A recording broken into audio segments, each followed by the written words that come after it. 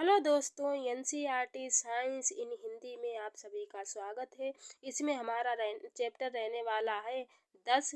इससे पहले हम 9 चैप्टर कंप्लीट करा चुकी हूँ। अगर आपने ना देखे हो तो आप उन्हें पहले देख लीजिए। तो इसमें हम पढ़ेंगे किशोरों की और जो किशोरों की अवस्था होती है उनके बारे में पढ़ेंगे। किशोरावस्था एवं एवं यौवन आरंभ के बारे में हम समझेंगे। जो परिवर्तन होते हैं किशोरावस्था में उनके बारे में पढ़ेंगे और विस्तार से समझेंगे।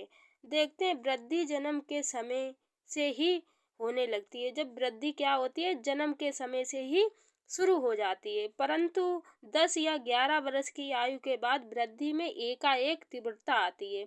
इसमें क्या बताया गया कि 10 या 11 वर्ष की आयु के बाद क्या होती, वृद्धि में एकाएक तीव्रता आती है और वृद्धि साफ दिखाई देने लगती है। और क्या वृद्धि साफ दिखाई देने लगती है कि बच्चे में कितनी वृद्धि हो गई है। शरीर में होने वाले परिवर्तन वृद्धि प्रक्रिया का एक भाग है। जो शरीर में परिवर्तन होते हैं, परिवर्तन आते हैं, उसमें क्या है, वृद्धि का एक साफ भाग है कि वृद्धि बच्चे में वृद्धि हो रही है। ये इस बात का संकेत है कि आप अब बच्चे नहीं रहे तथा युवावस्था में कदम रख रहे हैं। तो ये क्या संकेत देती है कि आप अब बच्चे नहीं रहे, युवावस्था में पहुंच चुके हैं। जो वृद्धि होती है, शरीर में परिवर्तन होने लगते हैं, तो क्या ये संकेत देती है कि आप अब बच्चे नहीं रहे हैं, युवावस्था में कदम रख चुके हैं। तो देखते हैं, वृद्धि एक प्राकृतिक प्रक्रम है। वृद्धि क्या है, एक प्राकृतिक प्रक्रम है। जीवन काल की वह अवधि है जब शरीर में ऐसे परिवर्तन होते हैं जिसके परिणाम स्वरूप जनन परिपक्वता आती है। वृद्धि एक प्राकृतिक प्रक्रम, वृद्धि क्या है, प्राकृतिक जीवन काल की वह अवधि है जब बच्चे में ऐसे परिवर्तन होते हैं जिसके परिणाम स्वरूप जनन परिपक्वता आती है। किशोरावस्था कहलाती है। किशोरावस्था लगभग क्या है, 11 वर्ष की आयु से प्रारंभ हो जाती है। किशोरावस्था 11 वर्ष की आयु से प्रारंभ हो जाती है और 18 अथवा 19 वर्ष की आयु तक रहती है। ये अवधि क्योंकि अंग्रेजी के टीन्स और 13 से 18 या 19 वर्ष की आयु तक होती है। किशोरों में टीनेजर्स भी कहा जाता है। किशोरों को क्या दूसरा नाम दिया गया, टीनेजर्स भी इन्हें कहा जाता है। लड़कियों में यह अवस्था लड़कों की अपेक्षा एकाएक वर्ष से पूर्व प्रारंभ होती। लड़कियों में क्या होता है, लड़कों से 2 या 1 वर्ष पहले ही प्रारंभ हो जाती है किशोरावस्था। तो देखते हैं, किशोरावस्था की अवधि व्यक्तियों में भिन्न भिन्न होती है। तो क्या होती है, किशोरावस्था की जो अवस्था होती है हर व्यक्ति में क्या होती है, भिन्न भिन्न अलग अलग होती है। किशोरावस्था के दौरान मनुष्य के शरीर में अनेक परिवर्तन आते हैं। जब बच्चा किशोरावस्था में पहुंचता है तो क्या होता है, उसके शरीर में अनेक परिवर्तन आते हैं। ये परिवर्तन यौवन आरंभ का संकेत है। ये परिवर्तन क्या है, बच्चा यौन अवस्था में पहुंच रहा है। इसमें से सबसे महत्वपूर्ण परिवर्तन है कि लड़के एवं लड़कियों की जनन क्षमता का विकास होता है। इसमें क्या होता है, जो लड़के लड़कियां उनकी जनन क्षमता का विकास होने लगता है। किशोरों की जनन परिपक्वता के साथ ही यौवन आरंभ समाप्त हो जाता है। जो किशोर होते हैं, क्या होता है, इनकी परिपक्वता के साथ ही यौवन आरंभ समाप्त भी हो जाता है। तो यौवन आरंभ में होने वाले परिवर्तन, जो इसमें परिवर्तन होते हैं उनके बारे में हम पढ़ लेते हैं।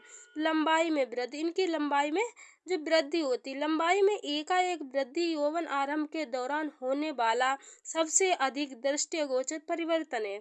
इस समय शरीर की लंबी अस्थियों की अर्थात हाथ पैरों की अस्थियां, हड्डियों की लंबाई में वृद्धि होती है और व्यक्ति लंबा हो जाता है। इसमें क्या होता है, लंबाई में भी एकाएक वृद्धि होने लगती है। यौवन अवस्था में बच्चा पहुंचने लगता है और क्या होता है, इसमें शरीर की अस्थियां जो होती हैं, हड्डियां हाथ पैरों की, क्या होने लगती, बढ़ने लगती हैं। तो व्यक्ति क्या होता है, वो लंबा हो जाता है। इसका एक क्रियाकलाप दिया गया है, क्रियाकलाप के बारे में हम समझ लेते हैं। निम्न चार्ट में लड़के व लड़कियों की आयु के साथ लंबाई में वृद्धि का औसत दर को दर्शाया गया है। जो दिया गया है, एक चार्ट दिया गया, उसमें क्या करा गया है, लड़के और लड़कियों की आयु की लंबाई के बारे में औसत दर्शाया गया है। कॉलम 2 और 3 में किसी व्यक्ति की लंबाई को प्रतिशत में दर्शाया गया, जो किसी आयु में पहुंचने पर होती है। आयु को कॉलम फर्स्ट में दर्शाया गया कि उदाहरण उदाहरण 11 वर्ष की आयु तक एक लड़का अपनी पूर्ण लंबाई का 81% लंबा लक्ष्य प्राप्त करता है, जबकि एक लड़की अपनी पूर्ण लंबाई की 88% तक पहुंच जाती है। ये आंकड़े प्रतिनिधित्व मात्र हैं जो व्यक्तियों में भिन्न हो सकते हैं। तो अपने मित्रों के लिए सारणी का प्रयोग करके उनकी पूर्ण लंबाई का अनुमान लगाएं और पता तो देखते हैं लगाइए कि आपकी कक्षा में कौन सबसे लंबा है और कौन सबसे बौना या छोटा है। तो इसमें क्या है, एक हमें क्रियाकलाप दिया गया है, उसमें नंबर कुछ पॉइंट दिए गए हैं, तो उसमें हमें पता लगाना है हमसे कौन लड़का कितना बड़ा है और कितना छोटा है। तो इसके लिए हमें एक सारणी बनानी पड़ेगी, उसमें पता लगाना पड़ेगा कौन लड़का हमसे छोटा है और कौन हमसे बड़ा है। तो देखते हैं इस सारणी में क्या दिया गया। आयु वर्ष दी गई और पूर्ण लंबाई का परसेंटेज दिया गया है और लड़के लड़कियों की आयु का परसेंटेज दिया गया है। तो देखते हैं 8 वर्ष में लड़कों की आयु कितनी होती है, 72%, और लड़कियों की 77%। 9 वर्ष में लड़कों की होती है 75% और लड़कियों की 81% होती है। 10 वर्ष में लड़कों की 78% और लड़कियों की 84% होती है। 11 वर्ष में लड़कों की 81% होती है और लड़कियों की 88% होती है। 12 वर्ष में हम देखते हैं लड़कों की 84% और लड़कियों की 91%। 13 वर्ष में हम देखते हैं लड़कों की 88% और लड़कियों की 95%। 14 वर्ष में हम देखते हैं लड़कों की 92% और लड़कियों की 98%। 15 वर्ष की आयु में हम देखते हैं लड़कों की 95% और लड़कियों की 99% होती है। 16 वर्ष में हम देखते हैं लड़कों की कितनी 98% वृद्धि होती है और लड़कियों की 99.5% होती है। और लड़कों की 17 वर्ष में देखते हैं 99% लड़कों की, 100% लड़कियों की होती है। और 18 वर्ष में हम देखते हैं 100% लड़कों की और 100% लड़कियों की। तो इसमें बराबर बराबर 18% में दोनों का लेवल बराबर हो जाता है। पूर्ण लंबाई के लिए गणना 1 सेंटीमीटर में हमें क्या फॉर्मूला दिया गया इनकी लंबाई मापने के लिए। तो देखते हैं वर्तमान आयु सेंटीमीटर अपान क्या है, वर्तमान आयु में पूर्ण लंबाई का परसेंटेज गुणे 100। जो चार्ट में दिए गए मान के अनुसार इन्हें प्रदर्शित करना है, रखना है। तो देखते हैं एक उदाहरण हमें दिया गया है। एक लड़का जिसकी आयु 9 वर्ष है तथा लड़की लंबाई 120 सेंटीमीटर है, वृद्धि काल की समाप्ति पर उसकी अनुमानित लंबाई होगी। तो इसमें इसे हमें सॉल्व करना है। जो 9 वर्ष का लड़का है तो हमें 9 वर्ष के लड़के की आयु कितनी बताई गई थी, इसमें हम चार्ट में देख लेते हैं। तो इसमें हम देखते हैं 9 वर्ष का जो लड़का है उसकी 75% आयु में वृद्धि होती है। तो इसमें हम देख लेते हैं, इसे फॉर्मूले में रख देते हैं। 120/75 गुणे 100 सेंटीमीटर। तो इसे हम अगर सॉल्व करते हैं तो हमारा 160 सेंटीमीटर आ जाता है। अब इसमें एक और हमें क्रियाकलाप दिया गया है तो इसके बारे में हम और समझ लेते हैं। दिए गए आंकड़ों का उपयोग करके एक ग्राफ बनाइए। आयु को एक्स अक्ष पर तथा लंबाई में वृद्धि का प्रतिशत वाई अक्ष पर लीजिए। अपनी आयु को ग्राफ पर विशिष्ट रूप से चिन्हित कीजिए।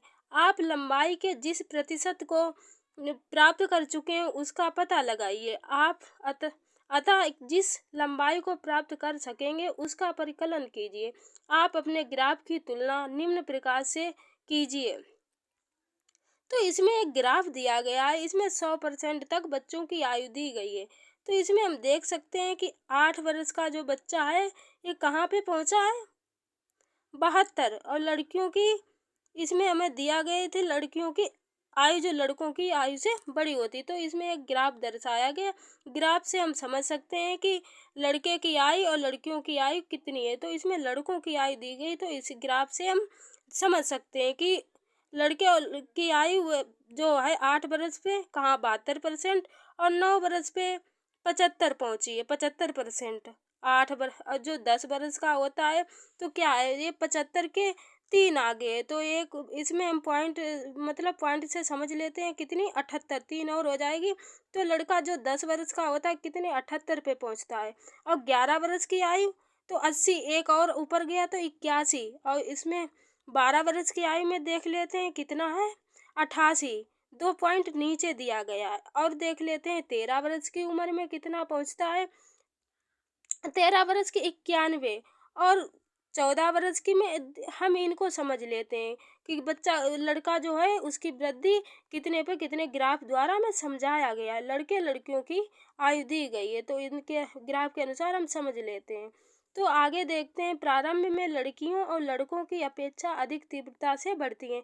इसमें हमें ग्राफ में भी दिखाया गया और वैसे उसमें सारी जो हमें ग्राफ वो दी गई थी उसमें भी बताया गया कि जो लड़कियों की आयु है लड़कों से 1-2 वर्ष पहले प्रारंभ हो जाती है वृद्धि। तो क्या है कि लड़कियां लड़कों की अपेक्षा अधिक तीव्रता से बढ़ती हैं, परंतु लगभग 18 वर्ष की आयु तक दोनों अपनी अधिकतम लंबाई प्राप्त कर लेते हैं। इसमें क्या उसमें हमने समझा था कि 18 वर्ष की उम्र में दोनों का परसेंटेज बराबर हो जाता है, 100-100 हो जाता है। तो 18 वर्ष की उम्र में दोनों अपनी आयु लंबाई के क्या प्राप्त कर लेते हैं, बराबर हो जाते हैं। लगभग व्यक्तियों की लंबाई में वृद्धि की दर भिन्न भिन्न होती है। हर व्यक्ति में क्या होती है, वृद्धि की दर क्या भिन्न अलग अलग होती है। कुछ यौवन आरंभ में ही तीव्र गति से बढ़ते हैं, कुछ क्या होता है यौवन आरंभ जैसे ही बच्चे में परिवर्तन हुआ वह क्या तीव्रता से बढ़ने लगता है तथा बाद में गति धीमी हो जाती है और बाद में गति धीमी गति से होने लगती। कुछ धीरे धीरे वृद्धि करते हैं, कुछ धीरे धीरे बढ़ते हैं। शारीरिक आकृतियों में परिवर्तन होते हैं, इसके बारे में हम समझ लेते हैं। इसके बारे में क्या आपने ध्यान दिया कि आपके कक्षा में छात्रों के कंधे या सीना निचली कक्षा के छात्रों की अपेक्षा अधिक चौड़े होते हैं? इनका कारण ये है कि वे यौवन आरंभ में प्रवेश कर चुके हैं। जब वृद्धि के कारण कंधे फैलकर चौड़े हो जाते हैं, लड़कियों में कमर का निचला भाग चौड़ा हो जाता है। वृद्धि के कारण लड़कों और लड़कियों में मांसपेशियां लड़कियों की अपेक्षा स्पष्ट एवं गठी दिखाई देती हैं। अतः किशोर अवस्था के दौरान लड़का व लड़कियों में होने वाले परिवर्तन अलग अलग होते हैं।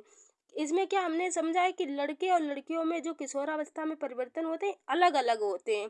वृद्धि के कारण लड़कों व लड़कियों में क्या होता है, शारीरिक जो पेशियां होती हैं लड़कियों की लड़कों की अपेक्षा स्पष्ट या गठी हुई दिखाई देने लगती हैं। तो स्वर में परिवर्तन और इनके स्वर में भी परिवर्तन होने लगता है। क्या आपने ध्यान दिया कि कभी कभी आपकी कक्षा में कुछ लड़कों की आवाज़ फटने लगती है? यौवन आरंभ में स्वयंत्र अथवा लेरिकंस में वृद्धि प्रारंभ होती है।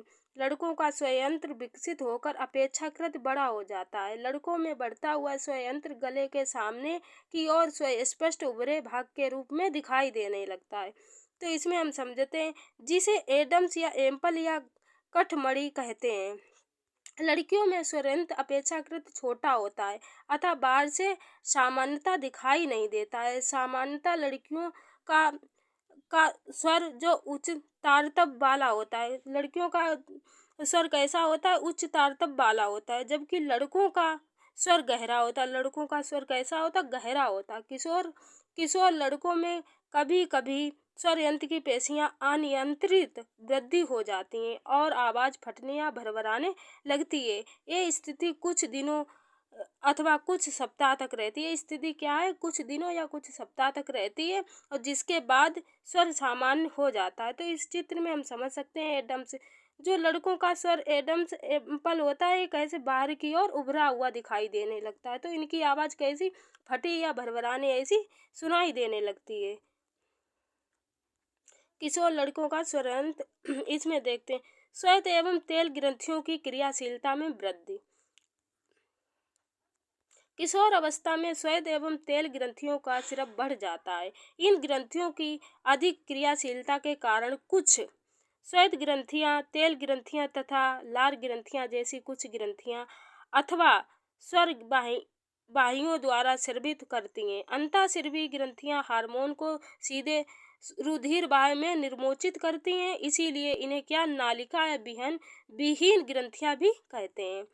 इसके आगे हम समझते हैं व्यक्तियों के चेहरे में फुंसियां और मुहासे आदि आ जाते हैं।